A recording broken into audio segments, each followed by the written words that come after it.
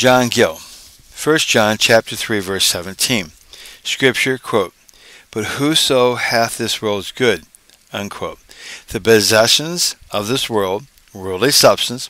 the temporal good things of it, for there are some things in it which are honestly, pleasantly, and profitably good when used lawfully and not abused, otherwise they are to the owner's hurt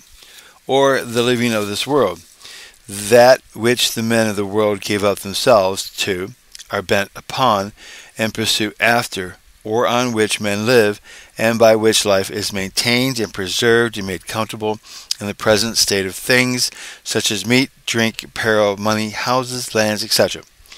The Ethiopic version renders it, "He that hath the government of this world," as if it appointed to a person that is in some high office of worldly honor and profit, and is both good and rich. But the words are not to be restrained to such an one only, but refers to any man that has any share of the outward enjoyment of life, that has not only a competency for himself and family,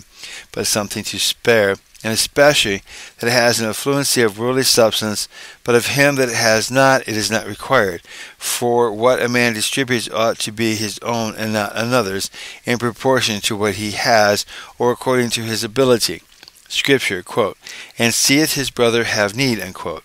meaning not merely a brother in that strict and natural relation or bond, though such a one in distress ought to be in the first place regarded, that no man should hide himself from, overlook, neglect his own flesh and blood,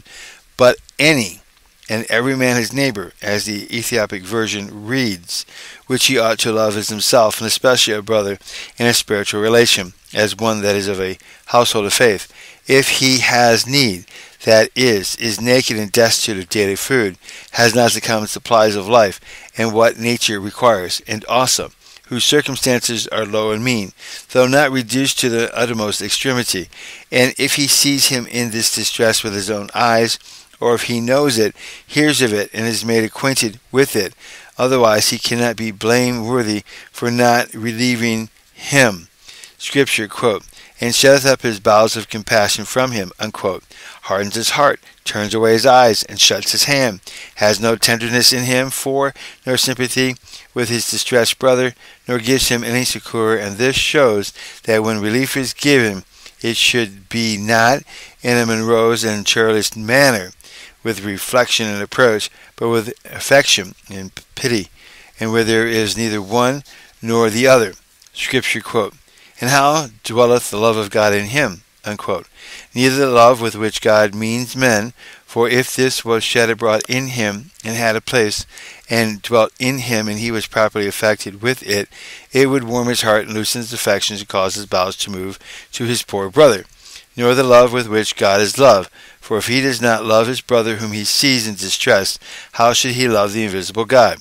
1 John chapter 4, verse 20. Nor that love which God requires of him, which is to love his neighbor as himself, unquote.